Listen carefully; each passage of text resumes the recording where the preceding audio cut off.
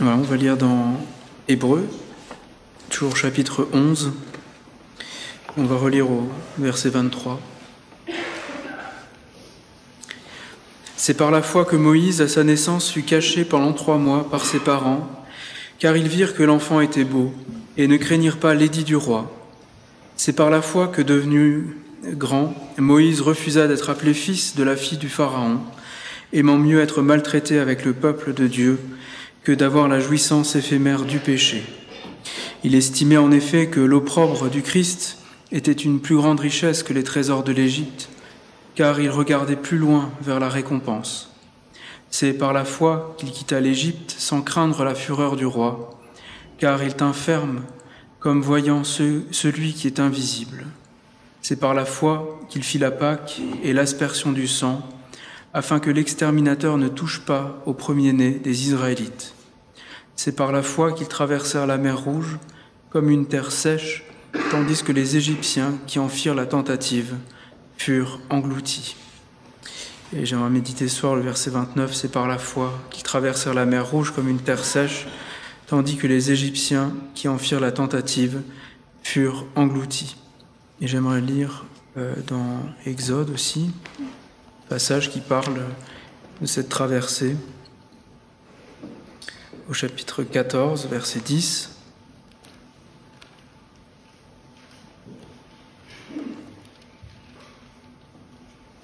Le Pharaon approchait, les Israélites levèrent les yeux, et voici que les Égyptiens s'étaient mis en marche derrière eux. Et les Israélites furent remplis de crainte et crièrent à l'Éternel. Ils dirent à Moïse, « Est-ce parce qu'il n'y avait point de tombe en Égypte que tu nous as emmenés pour mourir au désert?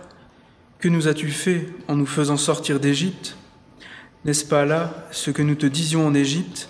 Laisse-nous servir les Égyptiens, car mieux vaut pour nous servir les Égyptiens que de mourir au désert. » Moïse répondit au peuple, « Soyez sans crainte, restez en place, et voyez comment l'Éternel va vous sauver aujourd'hui. Car les Égyptiens que vous voyez aujourd'hui, vous ne les verrez plus jamais. L'Éternel combattra pour vous, et vous, gardez le silence. » L'Éternel dit à Moïse, « Pourquoi cries-tu vers moi? Parle aux Israélites et qu'ils se mettent en marche. Toi, lève ton bâton et tends ta main sur la mer, et fends-la. Les Israélites entreront au milieu de la mer à pied sec. Quant à moi, je vais endurcir le cœur des Égyptiens pour qu'ils y entrent derrière eux. Je serai glorifié par le moyen du Pharaon et de toute son armée, de ses chars et de ses cavaliers. Et les Égyptiens reconnaîtront que je suis l'Éternel, quand j'aurai été glorifié par le moyen du Pharaon, de ses chars et de ses cavaliers. » L'ange de Dieu qui allait devant le camp d'Israël partit et alla derrière eux. Et la colonne de nuée partit de devant eux et se tint derrière eux. Elle se rendit entre le camp des Égyptiens et le camp d'Israël. Elle était pour les uns nuée et ténèbres, et pour les autres, elle éclairait la nuit. Ils ne s'approchèrent pas les uns des autres pendant toute la nuit. Alors Moïse étendit sa main sur la mer. L'Éternel refoula la mer toute la nuit par un puissant vent d'est. Il mit la mer à sec, et les eaux se fendirent. Les Israélites entrèrent au milieu de la mer à pied sec, et les eaux furent pour eux une muraille à leur droite et à leur gauche. Les Égyptiens les poursuivirent, et tous les chevaux du Pharaon, ses chars et ses cavaliers entrèrent après eux au milieu de la mer. Pendant la veille du matin, l'Éternel regarda de la colonne de feu et de nuée le camp des Égyptiens, et il mit en désordre le camp des Égyptiens. Il écarta les roues de leurs chars et en alourdit la marche. Les Égyptiens dirent alors, « Fuyons devant Israël, car l'Éternel combat pour eux contre les Égyptiens. » L'Éternel dit à Moïse, « Étends ta main sur la mer, et les eaux reviendront sur les Égyptiens, sur leurs chars et sur leurs cavaliers. » Moïse étendit sa main sur la mer, à l'approche du matin, la mer revint à son niveau habituel. Les Égyptiens s'enfuirent à son approche, mais l'Éternel précipita les Égyptiens au milieu de la mer. Les eaux revinrent et couvrirent les chars, les cavaliers et toute l'armée du Pharaon qui était entrée dans la mer derrière les Israélites, et il n'en resta pas un seul. Mais les Israélites marchèrent à pied sec au milieu de la mer, et les eaux étaient pour eux une muraille à leur droite et à leur gauche. Ce jour-là, l'Éternel sauva Israël de la main des Égyptiens, et Israël vit les Égyptiens morts sur le rivage de la mer. Israël vit par quelle main puissante l'Éternel avait agi contre les Égyptiens, le peuple craignit l'Éternel, ils crurent en l'Éternel et en Moïse, son serviteur. Et j'aimerais encore lire un passage dans 1 Corinthiens, chapitre 10, verset 1. « Frères, je ne veux pas que vous l'ignoriez. Nos pères ont tous été sous la nuée, et ils ont tous passé au travers de la mer. Ils ont tous été baptisés en Moïse dans la nuée et dans la mer. Ils ont tous mangé le même aliment spirituel, et ils ont tous bu le même breuvage spirituel, car ils buvaient à un rocher spirituel qui les suivait, et ce rocher était le Christ. Mais la plupart d'entre eux ne furent pas agréables à Dieu, puisqu'ils tombèrent morts dans le désert. » Peut-être encore un dernier texte dans Hébreux 3, au verset 1. « C'est pourquoi, frères saints qui participaient à la vocation céleste, considérez l'apôtre et le souverain sacrificateur de notre confession de foi, Jésus. Il a été fidèle à celui qu'il avait établi, comme Moïse le fut dans toute la maison de Dieu. En effet, il a été jugé digne d'une gloire d'autant supérieure à celle de Moïse, que celui qui a construit la maison a plus d'honneur que la maison elle-même. Car toute maison est construite par quelqu'un, mais celui qui a construit toute chose, c'est Dieu. Pour Moïse, il a été fidèle dans toute la maison de Dieu comme serviteur pour rendre témoignage à ce qui serait annoncé, mais Christ l'est comme un fils sur sa maison. Nous sommes sa maison si nous retenons fermement jusqu'à la fin l'assurance et l'espérance dont nous nous glorifions. » Jusque-là. Quand on lit tous ces textes qui parlent des anciens qui ont eu la foi, il y a quelque chose qui se passe dans nos cœurs, c'est qu'on a tendance à s'assimiler à eux, à se reconnaître ou à chercher en tout cas des similitudes, voir comment ces personnes peuvent nous enseigner notre vie pratique, courante. Et c'est normal parce qu'ils nous sont donnés comme des modèles de foi. Et c'est sûr que quand on lit comment Moïse, par la foi, a été caché, comment il a été un sauveur pour Israël, on peut réfléchir à s'identifier à lui. Mais ce qu'on voit, c'est qu'au verset 29, le sujet change, et c'est par la foi qu'ils traversèrent la mer Rouge, donc les Israélites. Et donc, au verset 29, il n'est plus question de la foi de Moïse, mais il est question de la foi du peuple d'Israël qui a suivi. On l'a lu, c'est assez tragique, mais l'auteur de l'Épître aux Hébreux porte un regard favorable sur les Israélites qui ont traversé la mer, mais quand on voit quelle était leur foi, c'était quand même pas très glorieux. C'était des gens qui, tout de suite, coincés face à la menace, ont râlé, et on dit que finalement, il y avait assez de tombes en Égypte, ils n'auraient pas eu besoin d'aller au désert pour être enterrés. Mais l'auteur de l'Épître aux Hébreux attire notre attention malgré tout sur leur foi. Et il me semble que c'est là qu'il faut regarder. Les Israélites ont eu foi dans la parole de Dieu, ils ont eu foi dans la parole de Moïse. Moïse leur a transmis de la part de Dieu comment s'en sortir, comment être sauvés. Et malgré leur plainte, malgré leur incrédulité face au danger, eh bien, ils ont été secourus parce que Moïse a été utilisé pour leur donner une parole qui venait de Dieu à ce moment-là. Et parce que Moïse, en fait, était un prophète, un type de Jésus-Christ. Alors un type, ça veut dire une image, une figure, quelqu'un qui annonçait par avance l'œuvre de Jésus-Christ. Et donc, à bien des niveaux, il annonce cette œuvre, mais il n'est pas comme Jésus-Christ tout à fait. Et on l'a vu dans l'histoire de Moïse, il y a bien des failles et des problèmes.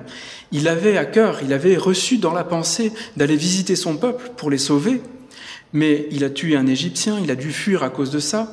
C'est pas un parcours parfait, comme le sera celui de Jésus-Christ après. C'est en ça qu'il est un type, il est une figure, il annonce l'œuvre de Jésus-Christ seulement.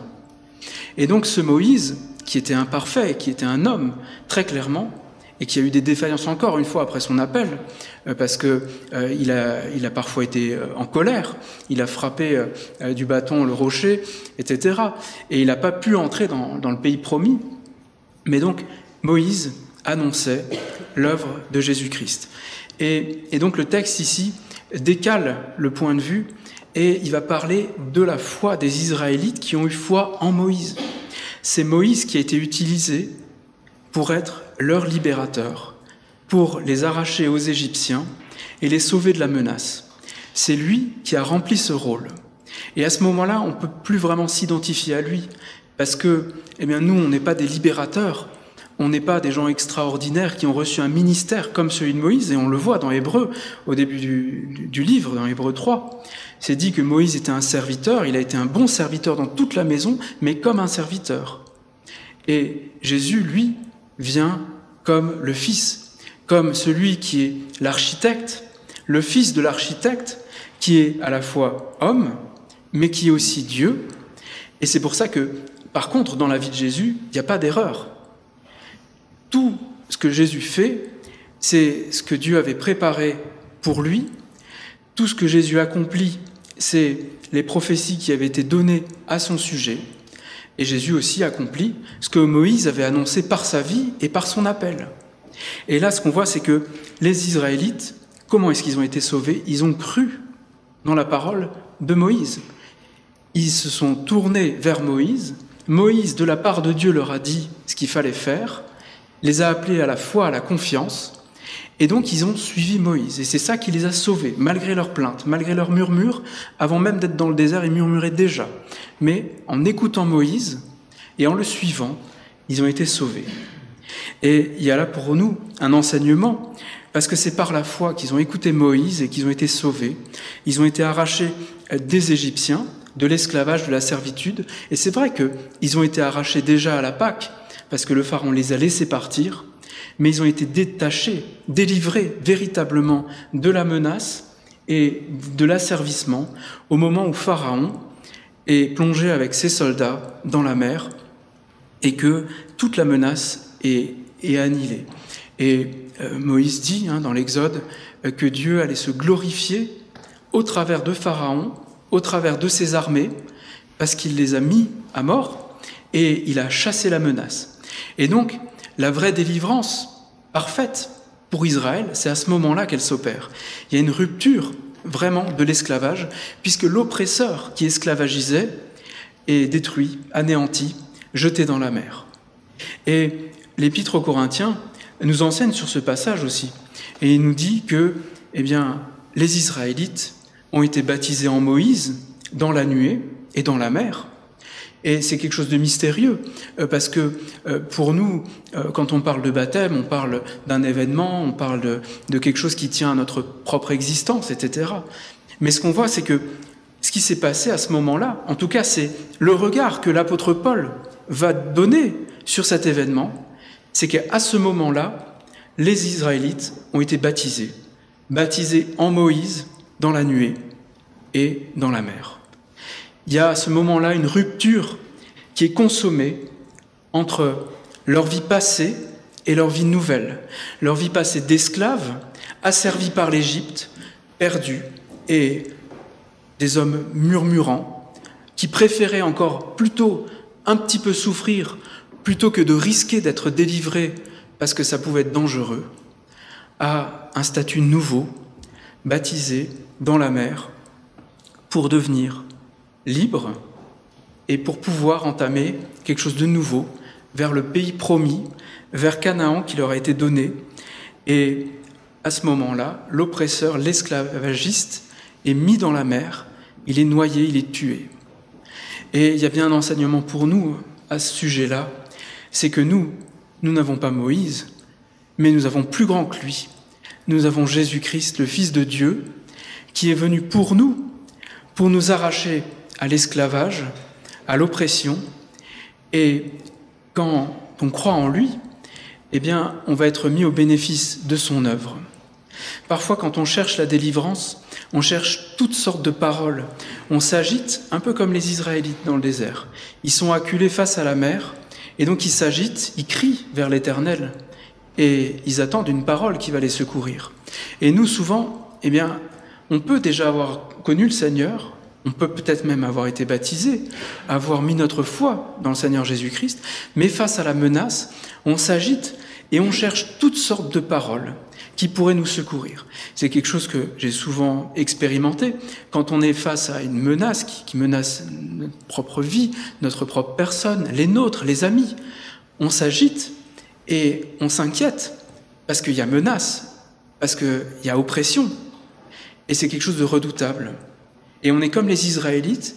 Si, eh bien, Dieu nous avait délivrés, pourquoi est-ce que maintenant on en est là ? Pourquoi est-ce que c'est si difficile ? Et pourquoi est-ce que je suis dans un état pire que celui que j'avais avant ? Peut-être quand j'étais pas converti, peut-être quand j'avais pas reçu la parole. Et on peut s'agiter comme ça, chercher toutes sortes de paroles.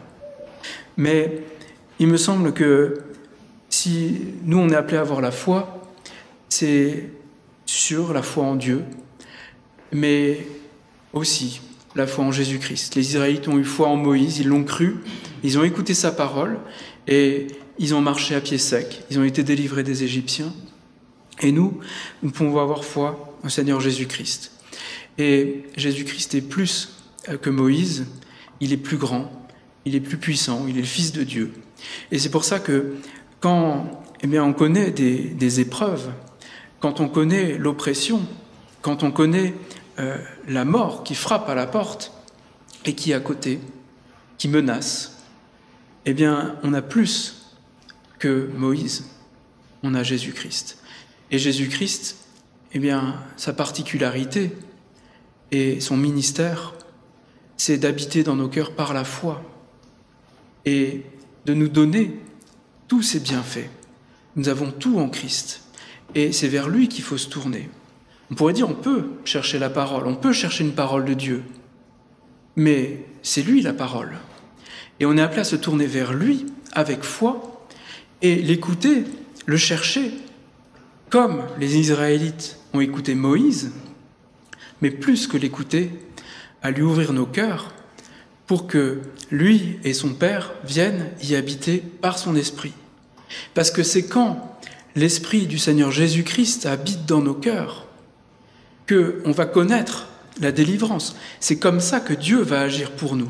Il ne va pas envoyer quelqu'un avec un bâton qui va frapper l'eau et qui va ouvrir la mer en deux. Il ne va pas agir comme ça, parce qu'il agit encore mieux et encore plus puissamment. Il agit aujourd'hui dans nos cœurs. Quand on croit au Seigneur Jésus-Christ et qu'on le reçoit, eh bien Jésus-Christ va venir déployer dans notre cœur cette véritable libération. Et c'est pour ça que le sens du baptême, c'est d'être identifié avec Jésus-Christ dans sa mort et dans sa résurrection. Il y a là une vraie rupture entre la vie du pécheur et la vie du gracié. Celui qui meurt avec le Seigneur Jésus-Christ vit avec lui, il reçoit son esprit et cet esprit va déployer toute sa puissance parce que c'est l'esprit de celui qui a bâti la maison et de celui qui peut nous arracher à l'esclavage. Et ça, c'est fondamental. Parce que dans l'épreuve, souvent, on s'agite, on demande des signes, des miracles, on demande une parole, mais Jésus-Christ, quand il vient, c'est ce qu'il dit aux gens. Il dit, les Juifs veulent des miracles, mais vous n'en aurez pas d'autre que celui de Jonas. C'est mort, résurrection, après 3 jours. Et le miracle qui nous est donné pour nous délivrer, eh bien c'est Jésus-Christ dans nos cœurs. Et quand le Seigneur agit dans mon cœur, eh bien il va déployer toute sa puissance pour me délivrer de la mort, de l'oppresseur, du péché, des liens qui me tiennent et qui m'asservissent. Et c'est bien là la promesse. Dans Hébreu, avant tous ces exemples qui sont des exemples de foi, etc., eh bien il est question du Fils qui vient sur terre, qui fait la volonté de Dieu. Et c'est par cette volonté que nous sommes sanctifiés par l'offrande du corps de Jésus-Christ une fois pour toutes. Et comment est-ce que ça va s'accomplir ? Eh bien, c'est l'alliance. Voici l'alliance que je traiterai avec eux. Je mettrai mes lois dans leur cœur. Je les écrirai dans leur intelligence. Je ne me souviendrai plus de leurs péchés ni de leurs iniquités. C'est comme ça qu'on est délivrés, nous. Il n'y a pas de bâton, il n'y a pas de chars qui sont plongés dans l'eau, il n'y a pas de mer qui s'ouvre, mais Jésus-Christ qui agit dans nos cœurs et qui déploie la puissance de son esprit pour appliquer tout ce qu'il a acquis à la croix et en ressuscitant. Et c'est comme ça que Dieu nous sauve, c'est comme ça qu'il nous baptise et qui nous arrache à la mort, à l'oppresseur. Et quand je suis dans le péché, quand je suis tombé, eh bien, j'ai pas forcément à chercher une parole, une nouvelle révélation, mais je suis appelé à venir au Seigneur Jésus. Et dans Jean 7, il y a un magnifique texte qui parle de ça. C'est dit, Jésus s'écria debout, « Si quelqu'un a soif, qu'il vienne à moi et qu'il boive. Celui qui croit en moi, des fleuves d'eau vive couleront de son sein, comme dit l'Écriture. » Il dit cela de l'Esprit qu'allait recevoir ceux qui croiraient en lui, car l'Esprit n'était pas encore donné parce que Jésus n'avait pas encore été glorifié. Quand on vient au Seigneur Jésus, qu'on boit de son eau, de cette eau qui est gage de la vie éternelle, quand on mange sa chair, dit Jean, quand on boit son sang, c'est pas un rite anthropophage, mais c'est s'approprier son œuvre, eh bien c'est là est consommée la liberté. C'est là que je vais être délivré et détaché des liens de la mort, du péché, de l'esclavage. Et c'est pour ça, on n'a pas besoin de chercher toujours de nouvelles paroles, de nouvelles révélations, mais on a besoin de venir au Seigneur Jésus-Christ qui va nous donner sa parole, parce que le berger aime ses brebis. Il parle aux brebis pour les conduire vers des gras pâturages, et nous, notre part, c'est d'ouvrir nos cœurs à son œuvre et nous tourner vers lui, l'entendre, l'écouter, parce que, eh bien, celui qui m'aime garde ma parole, et c'est là qu'on va connaître les plus merveilleuses délivrances. C'est là que, par la foi, pas dans la parole de Moïse, mais en Jésus-Christ, qu'on va être délivré, transformé. C'est quand on se tourne vers le Seigneur qu'on est transformé de gloire en gloire à son image, par le Seigneur, par l'Esprit. C'est uniquement là. Et c'est pas dans des révélations nouvelles, c'est pas dans des choses extraordinaires, dans des miracles, dans des signes, mais c'est en Jésus-Christ. Parce que, eh bien, celui qu'annonçait Moïse, c'est lui, et en lui, on a plus que ce que les Israélites avaient en Moïse. C'est le Créateur, le Tout-Puissant, qui vient habiter dans nos cœurs et qui vient publier son décret, le décret, la délivrance, pour tous ceux qui sont affligés et accablés par le péché. La délivrance, la guérison, pour tous ceux qui souffrent, c'est ce qui était promis dans l'Ancien Testament et c'est ce qui s'opère en Jésus-Christ. Et c'est pour ça, il y a une figure ici, c'est celle du baptême, mais c'est d'être mort et de ressusciter avec le Seigneur, associé à lui, dans la rupture, à ce qui nous tient, la chair, et dans la vie avec lui pour l'éternité. Et c'est ça qu'on est appelé à saisir, toujours. Chercher le Seigneur, quand on se tourne vers lui, alors le visage est rayonnant et on n'a plus à rougir. C'est ça la promesse. Et dans nos épreuves, dans nos difficultés et dans nos combats, quand l'ennemi est là, c'est vers lui qu'on est appelé à se tourner et pas à s'agiter, pas à murmurer en ressassant tout ce qui était mieux avant, en murmurant contre Dieu, mais saisir cette œuvre-là. On a parlé hier d'appropriation. S'approprier l'œuvre de Christ, c'est ça. C'est le recevoir, vivre de sa parole et croire en lui pour la vie et pour être transformé à son image. Je vais prier pour terminer. Seigneur, nous te bénissons parce que nous avons plus que Moïse et que les Israélites qui ont traversé la mer à pied sec. Te demandons pardon parce que dans l'épreuve, dans la difficulté, nous cherchons des révélations, nous nous agitons, au lieu de nous tourner vers toi avec foi.